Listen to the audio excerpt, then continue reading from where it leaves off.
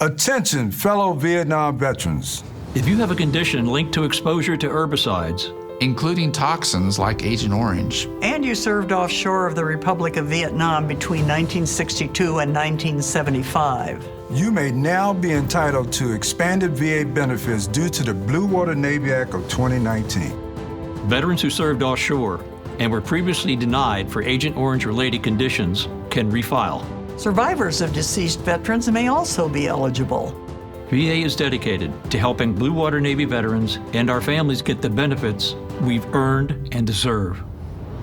For more information and to see the list of conditions that VA considers related to herbicide exposure, visit va.gov and search Blue Water Navy. Or call 1-800-749-8387. brought to you by the U.S. Department of Veterans Affairs.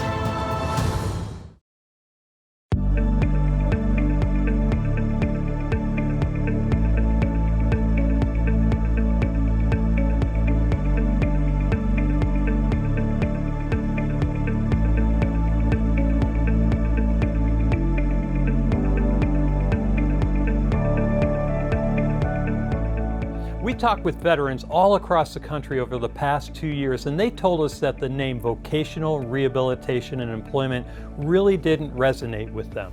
They said that they either didn't remember hearing about the program whatsoever, or that the term and the name rehabilitation really didn't resonate with them because it meant more of a drug and alcohol abuse rehabilitation to them. So we wanted to honor the input that we got from them and change our name to reflect the true meaning of our organization, with an emphasis on veterans and their readiness to become employed. They're so accustomed to the term readiness in the military, they told us it just made more sense for us to use that in our name as well. So we empower veterans to achieve their employment outcomes through veteran readiness and employment.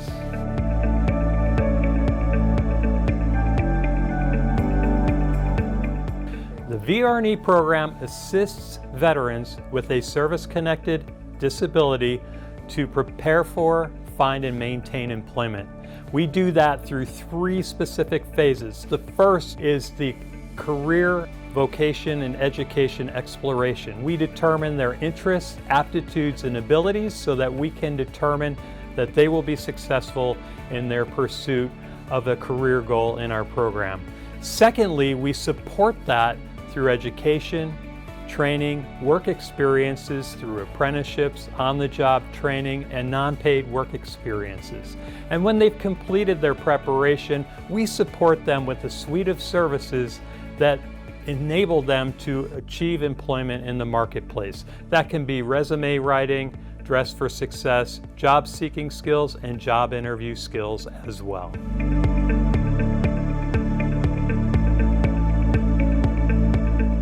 During the COVID pandemic, VRNE service learned that we needed to be nimble. We needed to respond to the needs of our veterans in new and innovative ways that we never anticipated might be. So we pivoted to a completely virtual benefits delivery model within a 2-week period of time. At the centerpiece of that was our telecounseling and VA Video Connect, where we were able to provide continuity of benefit delivery through that one-on-one engagement with our vocational rehabilitation and counselors and veterans using VA Video Connect.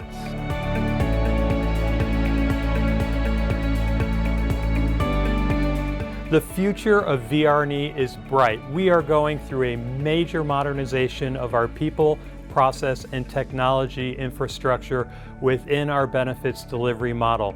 We look forward in the future to bringing you technology that will ease in your transition into the program and how you communicate with your counselor while participating in the program. We look forward to bringing you new and innovative case management solutions that ease your ability to work with your counselor and achieve your outcomes in this program. We look forward to our dedication to serving you in ways that we haven't even imagined yet but our commitment to you in doing so is firm in all of our practices. We look forward to providing you with the world-class services that you've earned in a manner that honors your service.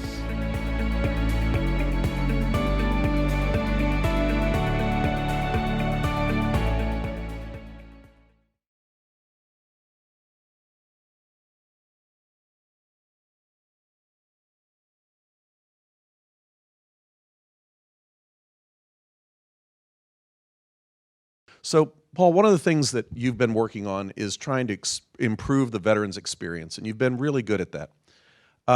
As a veteran yourself, it's kind of amazing to me that we don't just say, I'm a veteran, I'd like to apply. I click on a single button, and it tells me everything that I'm eligible for, as opposed to hunting and pecking and looking to see. And when you go in and talk to the VA folks, they say, oh, sir, you didn't know you were eligible for this. It's like, well, why didn't that tell me originally? I know that's your goal, to make that. How do you see that coming together? Well, you're right, Joe. And that's the part I allude to about the experience they're having in the real world, and then coming and dealing with VA. And it's even, you're being charitable, right? Think about veterans. Hey, where's my package? I get it in a day. Where's my pizza? I'm watching it block by block. You're right.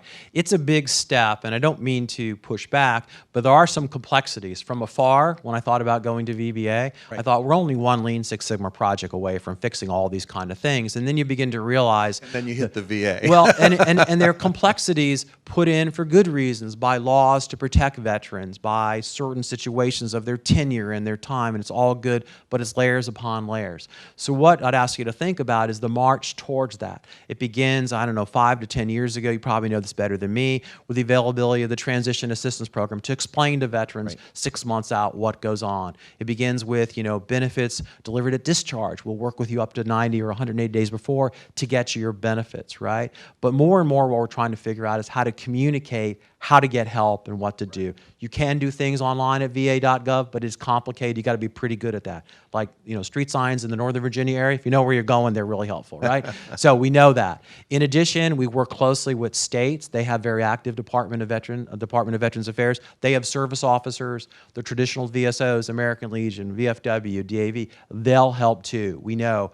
But you're right, we really do struggle with the vision of, wouldn't it be great if you could do it just exactly as you just said, all on your phone, but there are complexities. Now, why we're rooting for things like the electronic health record, right? The big project that's consuming all of the... Have John Wyndham here later today as well. And that's great, and he'll tell you all the fantastic things that are going on, but why we're rooting, and more than just rooting, working with him closely, we know that's going to yield so much in terms of benefits. We spend so much time looking for the health records. We spend so much time dealing with it. When this can seamlessly pass, VBA will be one of the big winners in that. We'll be able to look at folks based on their service and pretty much know what they're probably going to have as benefits, and we will forecast, and we will be so much better. So the world you're describing is one we're working on. That's where you're going, though. Exactly. This continuous improvement thing is the piece part, right? That's kind of the challenge. I think that when I came back in to be the CIO for Navy Medicine, my biggest shock was this should be easy.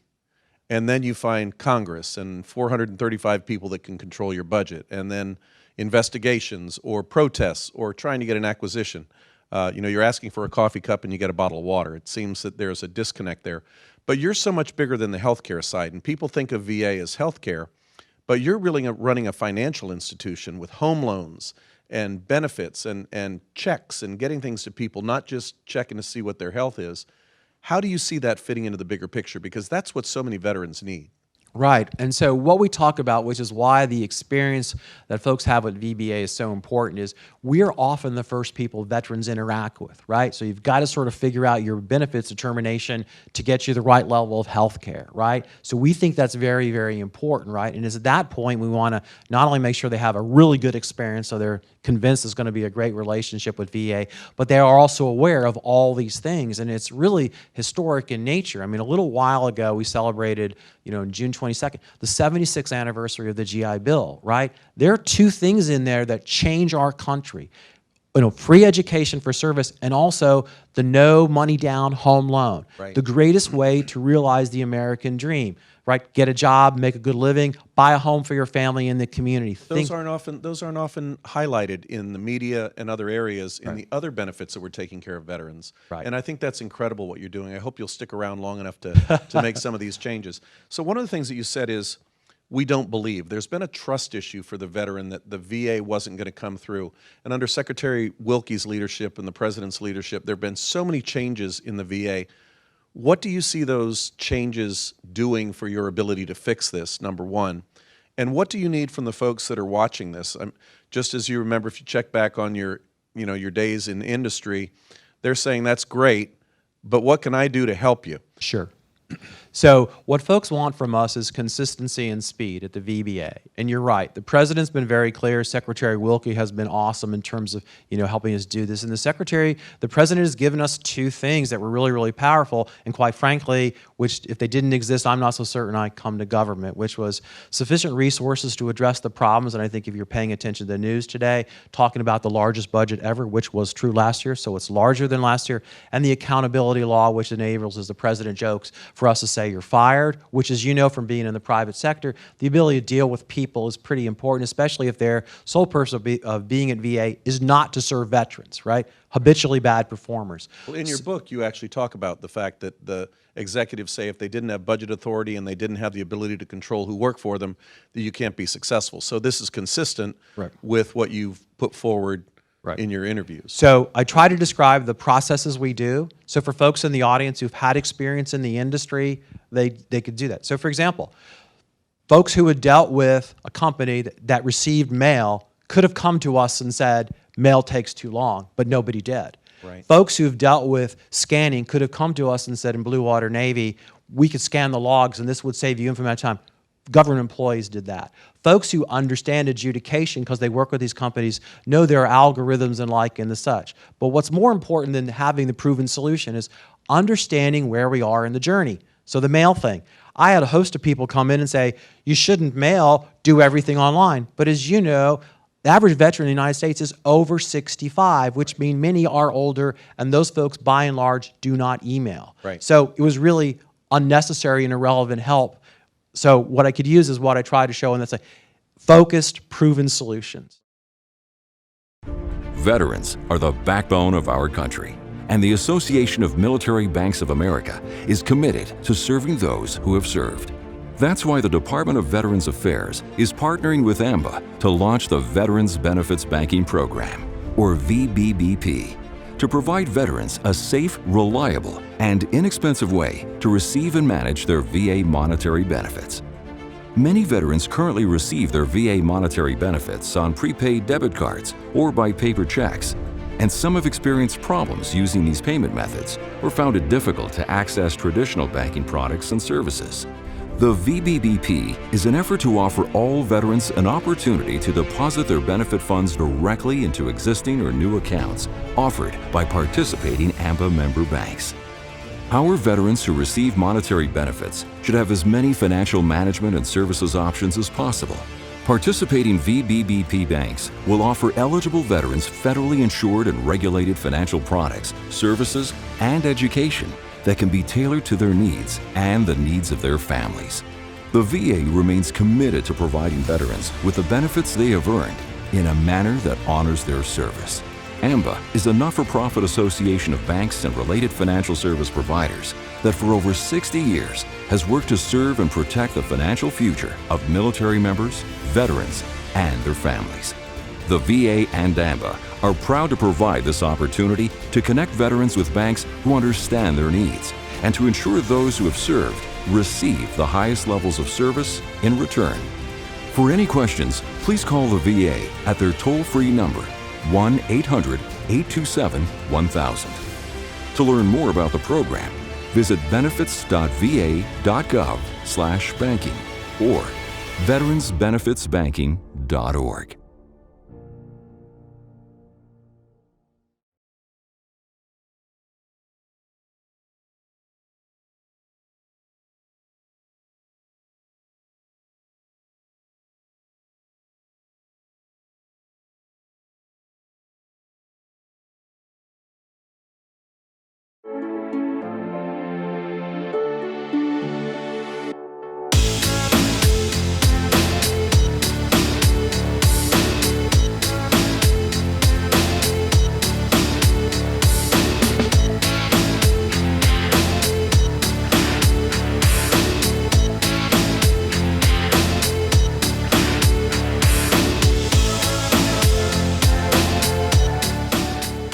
Hello everyone, I'm Ray Telez of VBA.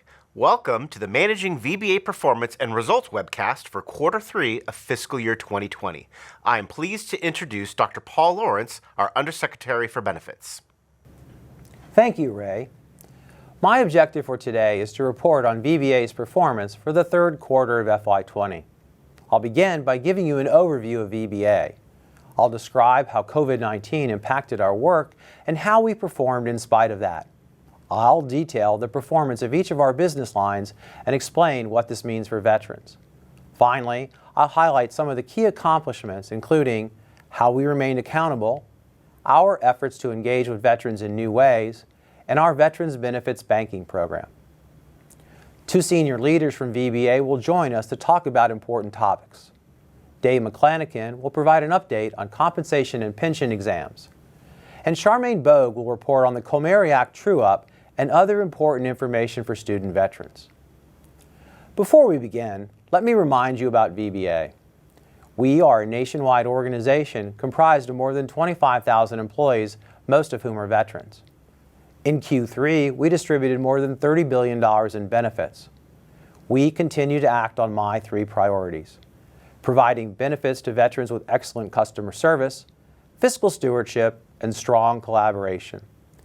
These priorities are at the heart of everything we do. Within VBA, we have 8 business lines that you see on the slide. Each business line is led by a senior executive who is responsible for the results I will highlight shortly. As you know, COVID-19 impacted the nation and it affected us. I want to highlight 2 important impacts that limited our ability to complete work. The first affected compensation. Following VHA, we temporarily halted in-person C&P examinations. We conducted veterans' disability exams virtually when possible and used existing medical records to process claims. But without the information from in-person C&P exams, our ability to complete claims was reduced. The second affected vocational rehabilitation and employment. On April 28th, President Trump signed into law the Student Veteran Coronavirus Response Act. The law specifies that VR&E will track job-ready veterans for an additional 60 days prior to closing the case as a positive outcome. Because of this extended time frame under the law, our reports of veteran positive outcomes are lower. So, as you can see, in both of these business lines, events beyond our control affected our ability to meet the targets we set long before anyone had heard of COVID-19. With that as context, let me give you the bottom line up front. VBA's performance in Q3 of FY20 was very strong. 6 of our 8 business lines exceeded their performance targets, even with the effects of the pandemic. Given the nature of their work and the consequences of COVID-19, compensation and VR&E were greatly impacted. But both of these business lines identified new work and ways to serve veterans. The special icon on this chart for them acknowledges an equivalent but different result than we had planned. Overall, we continue to deliver efficient, top-quality service to veterans and families. To the entire VBA team, thank you for your hard work. You've shown both agility and resilience during Q3. Now, let's go through the business lines. Due to COVID-19 evidence limitations, compensation was unable to meet its claims completion target. But I will explain what else they did shortly. First, I want to report that we reached a major milestone on May 26th. On that day, VBA completed its 1 millionth rating claim for the year. This is the earliest VBA has ever completed 1 million claims. And it is yet another indication of our ability to continually improve to better serve veterans. Congrats to our team for this success. We had other successes during COVID-19. We worked with VHA to modernize the hospital adjustments process. Now, when veterans are hospitalized for 21 days or more, they are automatically reviewed for additional benefits without any action needed from the veteran. In Q3, we processed over 78,000 hospital adjustments, completing virtually all of the outstanding adjustments from FY18 and FY19. Veterans request information from us using the Freedom of Information Act, or FOIA. In Q3, we processed 33% more FOIA requests than we did in Q2. And, as you know, on January 1st, 2020, we began deciding claims for disability compensation under the Blue Water Navy Vietnam Veterans Act of 2019. By the end of June, we had received nearly 61,000 Blue Water Navy claims for veterans and survivors. We completed processing more than 26,000 of those claims, generating over $500 million in retroactive benefit payments. You can learn more about Blue Water Navy at va.gov. Next, Dave McClinican will share important information about C&P exams. As Dr. Lawrence has said, VBA is committed to processing disability compensation claims during the COVID-19 crisis. Compensation claims generally require an in-person examination of the claimed disability by an appropriate medical professional, which we provide at no cost to the veteran. Out of concerns for safety during the pandemic, we suspended these in-person exams in early April and partially resumed them on May 25th. As of the end of Q3, we authorized vendors to resume in-person exams in 112 areas within all 50 states, 5 foreign countries, and Puerto Rico, which covers about 76% of all pending exams. Now, this changes every day, so please visit our website for more information. Of course, our C&P examiners are following CDC guidance to protect veterans and themselves. In parts of the country where in-person exams remain suspended, we continue to maximize the use of acceptable clinical evidence exams and tele-C&P exams. We are closely monitoring how the pandemic impacts these exams, and we remain committed to delivering veterans' decisions as quickly as possible. Thank you, Dave. Now, let's turn to appeals. In February 2019, we successfully implemented the Veterans Appeals Improvement and Modernization Act of 2017. In short, Appeals Modernization. To demonstrate VBA's commitment to veterans who have been waiting in the legacy process, we promised to issue decisions for all legacy appeals by July 4, 2020. I'm proud to say that we have met this goal and kept this promise. Since the end of Q3 FY19 through the end of Q3 FY20, VBA completed 269,000 legacy appeals. Those few remaining were delayed due to COVID-19. Because of VBA's successful implementation of appeals modernization, the mission of our Appeals Management Office is changing. It will now be focused on managing higher-level reviews and board remands. As a result, the AMO will now be known as the Office of Administrative Review, or OR. We also beat targets in both of VBA's decision lanes, supplemental claim and higher-level review. We process supplemental claims 51 days faster than the target, and higher-level reviews 47 days faster than the target. In addition, our handling of board remands was at its highest level ever in Q3. Congratulations to our former appeals and now OR team on a great job. Now, let's discuss Veterans Pension and Dependency Indemnity Compensation, or DIC. It's a key part of VBA's mission to care for our veterans in financial need through the Veterans Pension Program. DIC is available for survivors of veterans whose cause of death was service-connected. Veterans Pension served 226,000 beneficiaries last quarter, paying out $759 million. And we delivered more than $1.9 billion in DIC benefits to 443,000 survivors. We continue to complete more claims than our target, much faster than our target. This means that veterans and survivors are getting faster access to the money they need.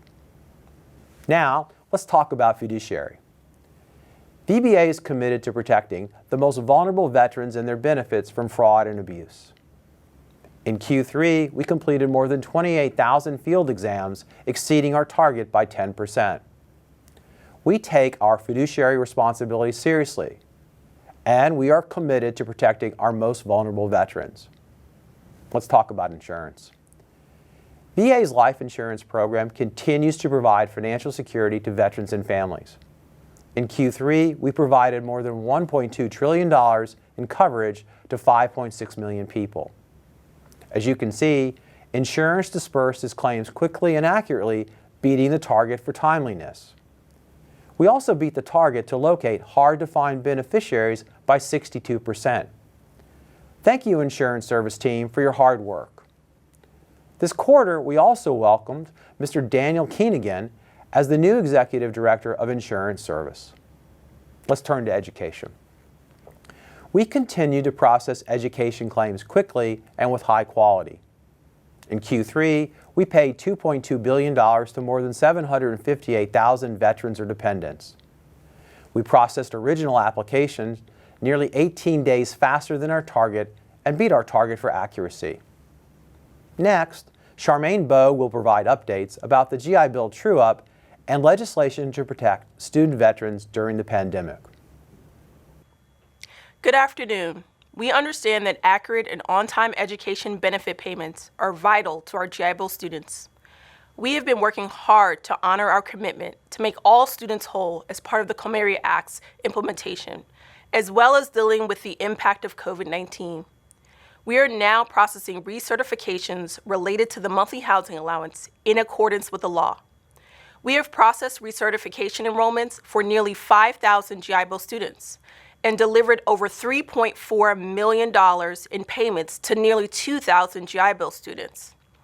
With an average payment of $2,000, we know these funds are of great use to our students as they complete their education programs. The recertification process will continue through the summer and fall, and we will continue to engage with schools on providing the necessary training and resources to assist with timely completion of this work. I also want to discuss the impact of COVID-19 and what we've witnessed in the last few months.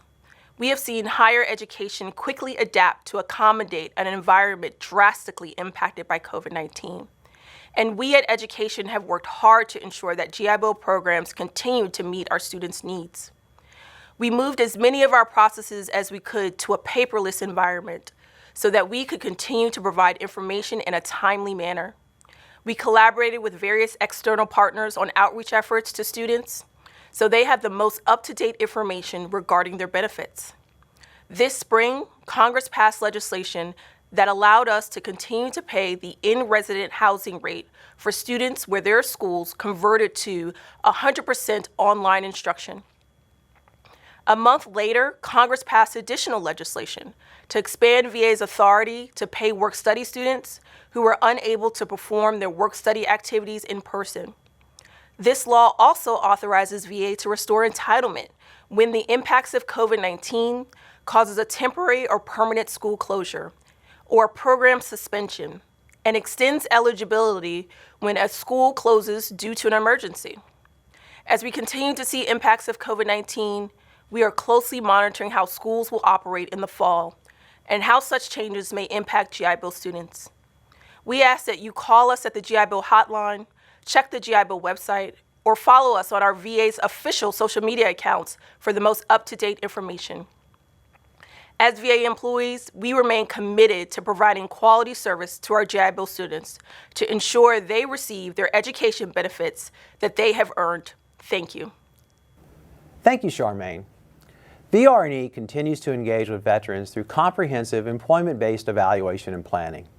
As I mentioned, the Student Coronavirus Response Act requires VRE to track students for 60 additional days before reporting a positive outcome.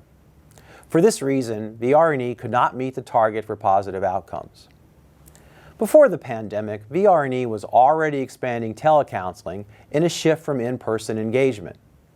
That shift proved highly valuable to veterans during COVID-19 when in-person contact was often not possible.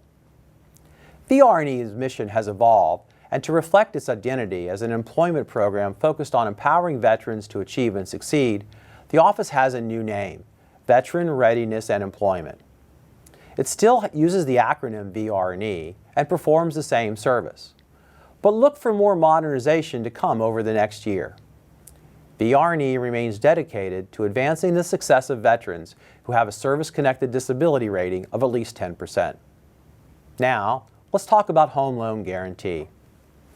Despite COVID-19, our home loan program is having a record year. We have guaranteed nearly 900,000 loans so far in FY20. In Q3, we guaranteed more than 331,000 loans for a total amount of over $100 billion. We continue to issue certificates of eligibility faster than our targets, completing virtually all of them in 5 days or less. In fact, we completed more than 86% in just 1 day. This quarter, nearly 111,000 VA borrowers were identified as being impacted by COVID-19. Those borrowers may seek forbearance under the CARES Act to provide temporary relief from mortgage payments. Let's move on to Transition and Economic Development. As you know, the Office of Transition and Economic Development, or TED, administers several programs including the Transition Assistance Program, or TAP, which provides information on VA benefits and services. Interactions with transitioning veterans, spouses, and caregivers that happen through TAP briefings are measured by TAP touches. TED reported more than 90,000 TAP touches and beat our customer satisfaction goal. We also continue to implement the Solid Start Calling program, giving priority to veterans in need of mental health support. The goal is to provide consistent caring contact between transitioning service members and VA. 7 months into the program, Solid Start is a great success. As of June 30th, 2020, 100 specially trained representatives successfully contacted approximately 41% of all veterans who had been assigned for contact. They successfully reached nearly 55% of veterans who were in the first 90 days of transition. And for priority veterans, those who sought a mental health appointment in the past year, the contact success rate is nearly 67%. Solid Start representatives are able to connect veterans to an array of benefits and services, including mental health care resources, and when needed, warm transfers to the VA crisis line. Also in June, Dr. Richard Hartman took the reins at TED. Welcome, Dr. Hartman. Before we move on, I want to once again thank VA's Chief Information Officer, Jim Jaffer, and his entire team. At VBA, we rely heavily on VA's IT team, especially so this past quarter, as so many VBA employees work remotely. Thank you, OIT, for your partnership. Measurement, transparency, and accountability are essential to what we do. I testified before 2 congressional committees this quarter on VA's response to COVID-19 and oversight of the CARES Act. In addition, Principal Deputy Undersecretary Margarita Devlin holds weekly phone call briefings with staff of both the House and Senate Veterans Affairs committees. During these calls, she discusses a variety of topics affecting veterans, including C&P exams, the impacts of COVID-19 on veterans, and financial protection for vulnerable veterans. We readily participate in oversight activities to demonstrate that we are good fiscal stewards. I typically spend much of the spring and early summer visiting VSOs and meeting with veterans across the country. The pandemic prohibited that travel, so I instead conducted teletown hall meetings with veterans in 33 states to date. I'm proud to say that we have connected with more than 1.5 million veterans during these events. Our upcoming dates for August are on the screen. And today at 5 p.m., I'll be speaking with veterans in Ohio. I invite you to join us. I'm grateful to have engaged with so many veterans over the past few months. I've been able to share information about benefits and services and hear firsthand what veterans really need. And I have several lessons which affect how I lead VBA. To start, it's clear that VBA customer service begins at the top. Our commitment to provide veterans with the benefits they've earned in a manner that honors their service starts with me. For an hour on the phone during each teletown hall, I am more than a distant DC bureaucrat. I'm a fellow veteran and their personal customer service representative with the real ability to help with whatever issue they face. I've also heard frequently from veterans that what they want and need is assistance, not bureaucracy. Too often in the past, veterans were asked to bring their needs to VA on VA's terms and handed confusing forms with unclear instructions. Now, we are working to meet veterans where they are and walk alongside them to get to yes. One of my greatest privileges is when I can connect with a veteran who long ago gave up on VA and make a direct plea. VA is a different place. Give us another opportunity to make this right. And I am reminded again and again that VBA has a large network of strong partners at the state and local levels. In addition to federal benefits, states also offer assistance to their veterans. Hosting these events has given us new opportunities to forge stronger bonds with state leadership and combined our efforts to serve those who most need us. Finally, I want to give you an update on the Veterans Benefits Banking Program. Many veterans do not have a bank or credit union account where they can receive their benefits. So, they use a prepaid debit card or a paper check they receive through the mail. Prepaid cards and checks open veterans to scam, fraud, theft, and increased service fees. The military-friendly financial institutions of the Veterans Benefits Banking Program offer veterans a safer and cheaper option. We launched the program in December, and since then, we have 7,500 fewer unbanked veterans. 85% fewer veterans have signed up for first-time prepaid debit cards, and 28% fewer veterans are first-time recipients of VA benefits by check. And we are getting the word out to more veterans. Beginning in April, VBA partnered with the U.S. Treasury Department to include custom inserts about the program to all veterans who receive their compensation and pension benefits via check. We are proud to connect so many veterans with a safer, easier way to receive benefits. To summarize, despite headwinds caused by the global pandemic, VBA delivered a strong performance in Q3. 6 of our 8 business lines exceeded their performance targets. Compensation and VR&E were unable to meet their targets due to circumstances beyond our control. Each leaned in and succeeded in serving veterans in new ways. We have pivoted to a new normal and continue to provide veterans with top quality service. We are fulfilling our promises.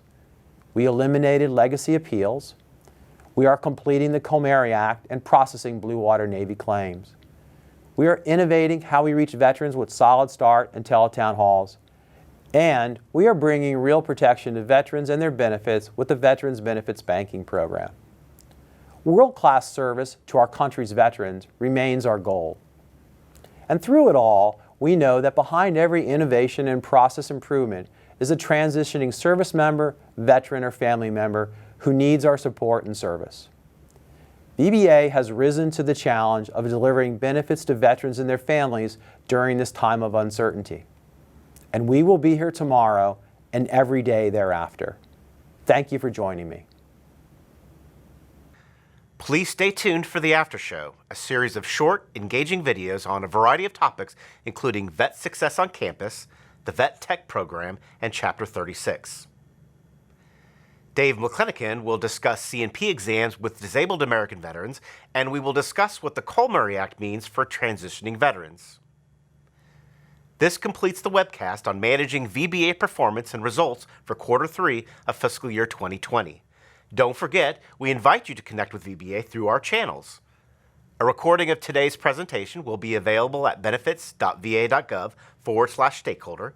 For VA customer service, you may call us at 1-800-827-1000. And to learn more about VA benefits, visit benefits.va.gov.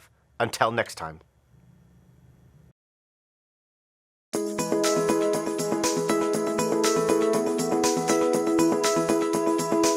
We absolutely do. We have 84 vocational rehabilitation counselors at 104 institutions of higher learning all across the nation. So they're there to serve veterans, not just veterans with a disability, but any veteran who is currently participating in an education benefit through VA, certain family members, and the VR&E population as well. So these folks are on the campuses to help guide them through their daily lives on campus as a student, as they're transitioning into campus life, provide them with those wraparound services, to identify career opportunities, to help them plan and scope out their educational pursuits and goals, and to be there as a general resource for them for all things veteran related or VA related.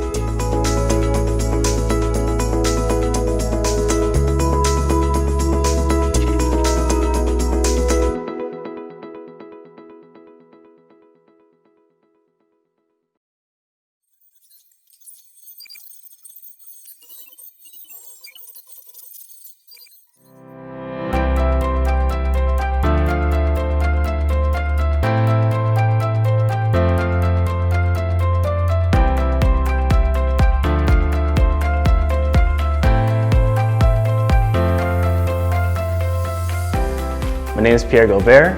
I served in the Marine Corps from 2013 to 2017. I just graduated Sabio boot camp. I decided to use the VETTEC program for Sabio because it allowed me to save my GI Bill entitlement, and this new pilot program allows you to just get your experience with programming with the hope that you're going to get a software development job. Sabio allowed me to make an application before I even graduated. The application is a web application for the City of Los Angeles, and it happened to make me look great in interviews, and I was able to explain thoroughly because we have great instructors at Sabio. In a traditional four-year school, you're going to be taking those classes for a semester, like 5 months. But in a coding boot camp, everything's accelerated. Everything's fast, but there's other people with you making something great. Something that you create with your mind. I feel confident that I will get a job after this program. They set you up for success, definitely. I ended up getting a job offer right when I graduated, but I would say to really stick through it and to really put in a lot of work, because what you put in is what you get out.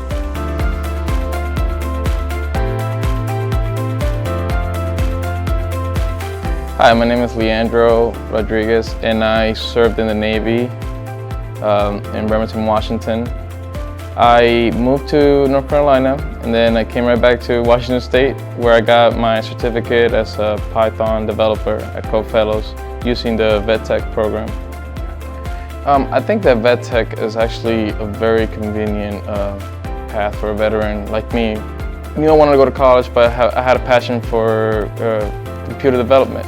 So VETTEC has allowed me to actually, successfully complete a program, get a job, and then while I'm on the job, if my employer requires me to get a college degree as well, I can work on it at the same time. A year ago, when I got out of the Navy, I got a job where, it was paying $15 an hour, and then all of a sudden, I get my training, and my life has changed because I'm now offered, a competitive salary. I think that Cofellows is also a perfect place, and there was tons of places. Not all of them were authorized by the VA. So, it took me a month to decide, and I said, you know what, I want to be part of that adventure. And I came all the way to Seattle and went through the program, and between a week before I graduated, I got a job offer already. So I'm just excited to start my new job, and then that's just thanks to Cofellows and the VA as well. I think the VETTEC program is amazing, and it's a way to it gives us the opportunity to really decide on what path we want to go without any restrictions.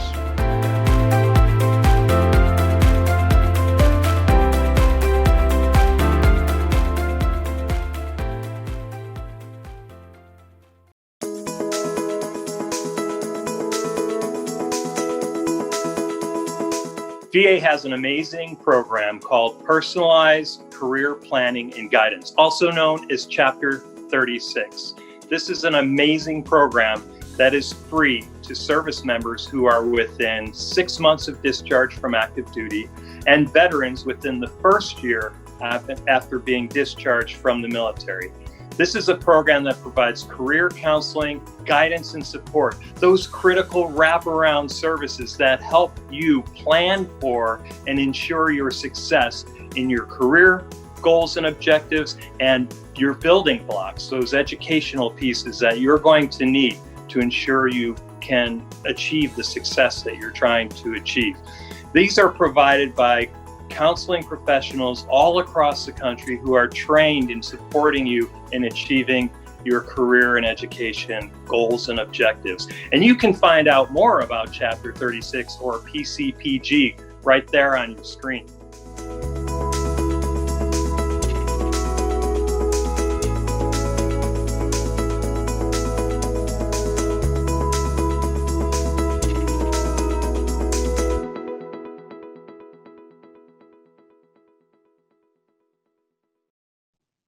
Hey, so this is Matt Saintsing from DAV, and I'm here with VA's Executive Director of Medical Disability Exams Program Office, the Veterans Benefits Administration, David McClennican. And we're going to talk about C&P exams and what the VA is doing with allowing these exams recently. But first, David, if you can kind of explain what your office does and how it's important to veterans. Sure.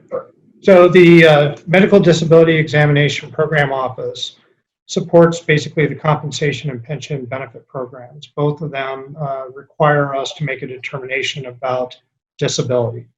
Compensation's our biggest program, and pension is different. It's for wartime veterans, but still there's a disability component to it. VA has a duty to assist claimants in developing their claims, and one of the most important components of that is providing a medical disability evaluation if it's required in a claim, and it is required in most claims. So if you look at the number of claims that we decide every year, which for many years has been well over 1 million compensation and pension claims, generally speaking, there's an exam that's required in every one of those, and in some cases it's multiple exams. So it's a very important part of our business of providing veterans their benefits and determining what level of valuation, for example, their compensation claim might require. So, as everyone's aware, we're in the middle of this ongoing pandemic, and I don't think there's any organization under the sun that has not been affected in some way, either through health-wise or economically, and the VA is no exception to that. And recently, VA has announced that they're resuming C&P exams in certain areas. So I'd like to ask, where are these locations, and what can veterans expect if they have an exam scheduled? Right, great question. So let me start at the beginning. Back in about early April, we suspended all in-person exams due to the pandemic. Understandable, we have to protect claimants, but as well as the providers that are doing the exams. So we suspended them. We also took other steps to ensure that suspending those exams would not have an adverse impact on claimants. So a veteran had a claim pending, and there was an exam scheduled. The fact that they did not show up for an exam would not be held against them. And we would hold that exam till later if it has to be an in-person exam. We would hold it till later, and when we can do it, we will take care of that exam. We also suspended the rules that apply to responding to VA correspondence, submitting evidence, all those type of things were suspended during the pandemic as well. So if somebody failed to respond to our request for some type of evidence or other information that we needed for the claim, it's not going to be held against them. And of course, we pay benefits retroactive to the date of claim. So in the end, no veteran is going to lose out on any benefits.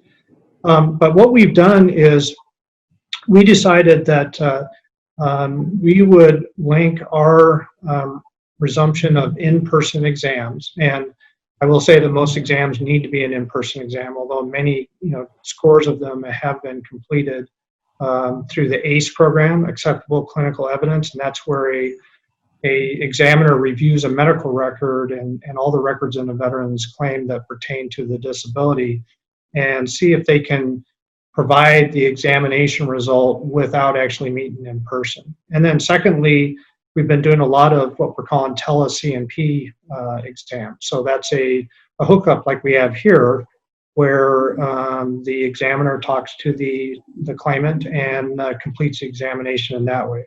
Not all exams can be done that way. So there's a large set of them that are pending an in-person. So we suspended those in-person exams in early April. On May 28th, we issued a news release saying that we were resuming in-person exams in certain areas. And what we did is we relied on the risk assessment that's being done by VA medical centers across the country. Okay. So I think, as you know, VA medical centers have in-person primary care appointments where a veteran will go into the facility and meet with their physician in an outpatient clinic setting. What we did is we concluded, well, if VHA has determined, based on the administration's gating criteria for reopening the country, that it's appropriate to do those in-person contacts in a clinical environment in a VA medical center or other outpatient facility, that we would do the same for in-person exams. So this is kind of our link to, we need a risk assessment because we don't want to put any veterans in harm's way as far as exposing them to the virus. But we also don't want to risk providers that are having to see multiple people during a day. So that's what we did, and we started with 20 areas of the country that VHA identified as their initial sites where they were going to start some of these appointments. The good news is, since those 20 sites, we've been adding almost on a daily basis. We've been adding other areas of the country as VHA opened other areas for those primary care outpatient appointments. We've been doing the same with exams. When we first started those initial 20 areas, it was about 13% of our pending exam inventory that was pending that was covered by it. So a very small portion. What that means is our contract exam vendors, we do these exams through contracts that we have with providers. And about 13% of our workload could be done for those initial 20 sites. We're currently at a point where we can cover 70% of our inventory, and so that's been since May 28th. So basically, over the last month, we've expanded to about 70% of all of the exams that are pending. Our contract vendors can work them. So a lot of work's been done over that period of time to get them up and going. Even with that, though, it's still not an overnight process. Veterans have to be given at least 5 days notice when their exam is scheduled. In many cases, our contract vendors had to bring the local physicians and examiners that they use across the country back into service. So there was, about a week or two delay after we give them the go-ahead in a particular area to get started. Okay. But in general, we've made a lot of progress on getting those exams up and going. That's basically where we're at now.